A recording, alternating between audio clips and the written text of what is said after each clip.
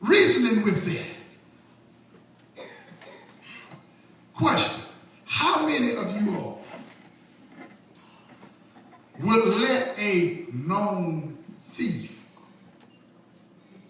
come into your house and stay there with your possession? You go to sleep at night. And you rest just fine with them in your house. Come on, raise your hand. A known thief. I don't see any hands. Did y'all hear me? My question? Yes, sir. Will let a known thief come into your house? You know they're thieves. And you'll let them stay all night in your house. You assign them to a room and you go back in your room and let them stay there all night. And you sleep just fine.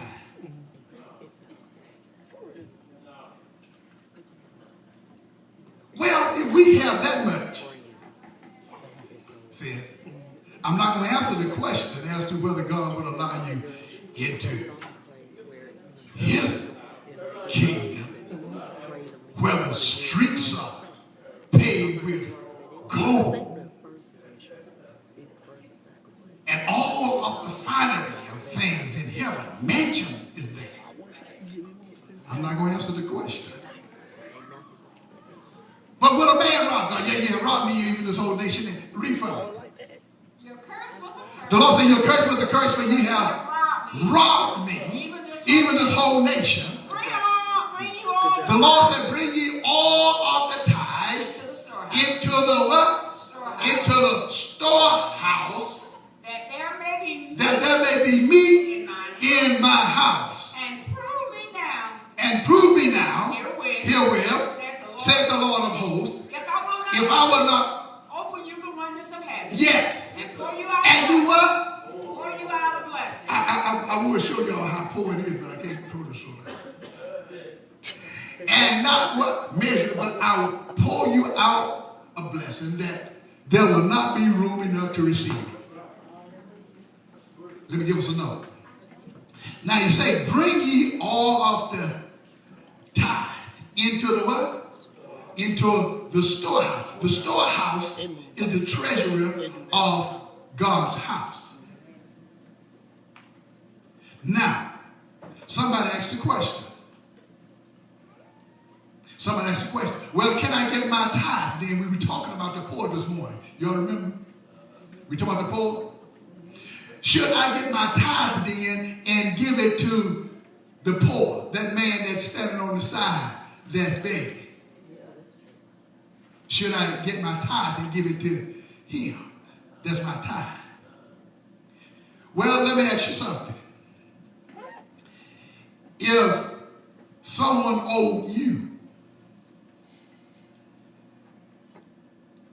would it be all right for them to get your money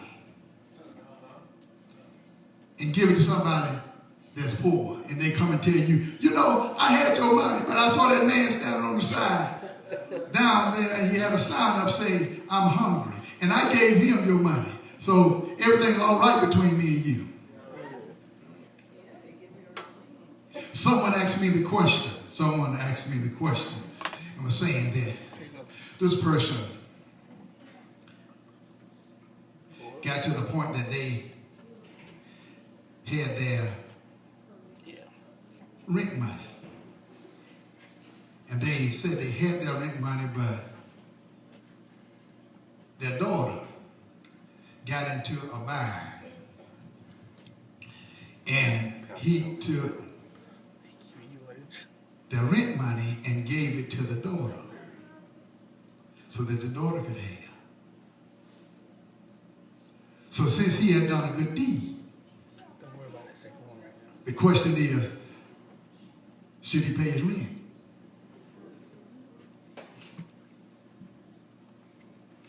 Although you have done a good deed, but don't take my money. Is it all right to take yours? Huh? Yeah. Don't take my money and give it to somebody else. God said, don't take my money and give it to. Now, it's all right to give on. It's all right to help somebody. But help them with yours. The Lord won't ask for 10%. Get some of that 90% that's left. I'm teaching up in here. Yeah, get some of that 90% and do all the good you can. Because we must understand the tithe belongs, the law says it belongs to who? It belongs to him. And come on, touch somebody and tell them, do it God's way. God's way, he said, bring it to the storehouse, that there may be meat in my house. Now, after you get in my house, the Lord said, I do whatever I direct it to be done. The Lord will do it. Amen. Whatever way that he see fit. But it's not yours to direct it. Amen. You bring God his money. Once, if I owe you and I give you your money, you have a right. You can give it back to me if you want to. You can throw it down if you want to. You can do whatever you want to do with it. Is it who? It is yours. But I do not have the right to do so. But not only, he said, when you're cursed with the curse, and I bless you. Read further. And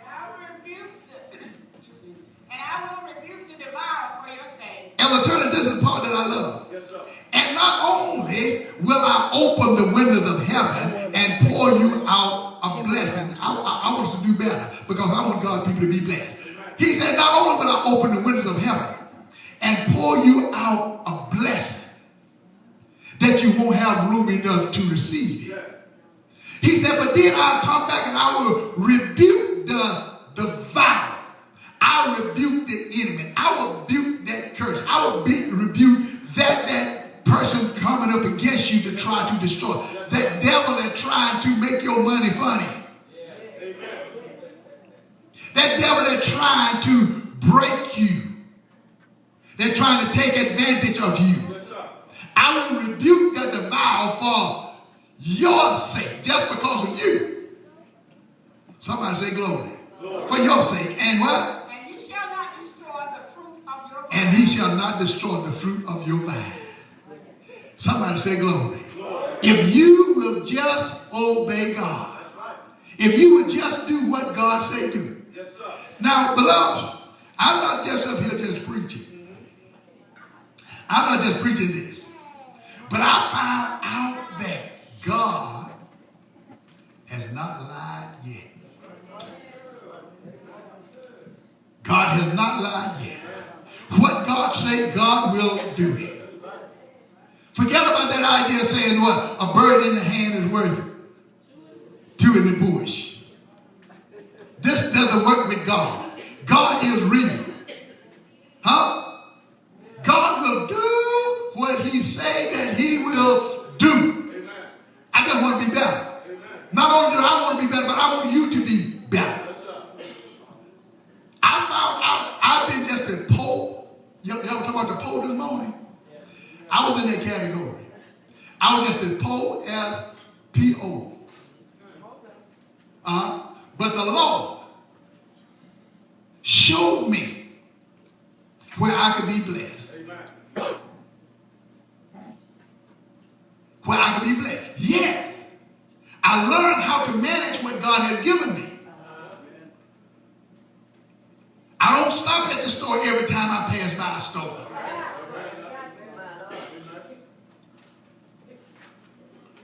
Just because I get a few dollars in my pocket.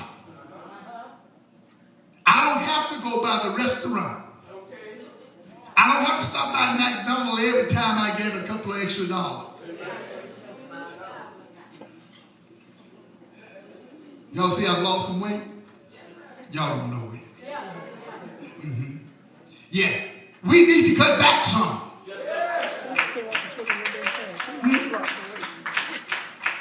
You need to set some goals. We need to, I'm out of it now. We need to set some goals as to where God wants to bless us.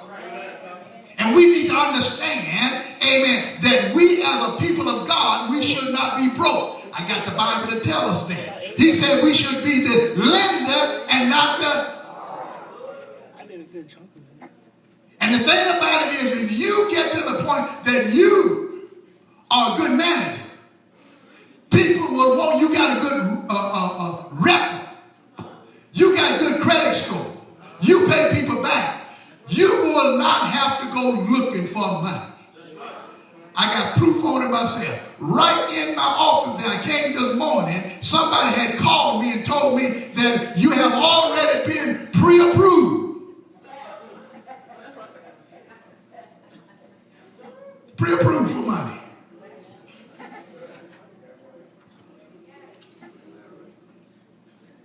The other day, I received in the mail a form that had checks in it with my name on it. And all I had to do was write the check for 0% interest for a period of time. But you know what I understand? A loan is a loan. A loan means you got to pay. I'm in the regular camera right now. I'm preaching in here. I was in the film. And every time just because a loan is available to you, you don't go and borrow money just to borrow money and to go and spend money. You got to learn how to save something. No, oh my Lord, I'm another area now, but I come back to it. But the basis of it is, you should not ever spend everything that you have. I don't care who you are. I don't care what you make. Well, I can't afford to say, yes, you can. Got one question to ask you. If you answer this question, then I'll go on. Can you borrow money and pay it back? If you could borrow money and pay it back, you can save. Just that simple. Simply because if you owe somebody and you're going to pay them back. Now every child of God should pay their money back. Hello? Hello. If you borrow money, you should pay it back. If you borrow money, you should pay it back because you are a child of God. Daughter said, I made a vow to the Lord. When you borrow money, you're making a vow. You're telling the person, I'm going to pay you back.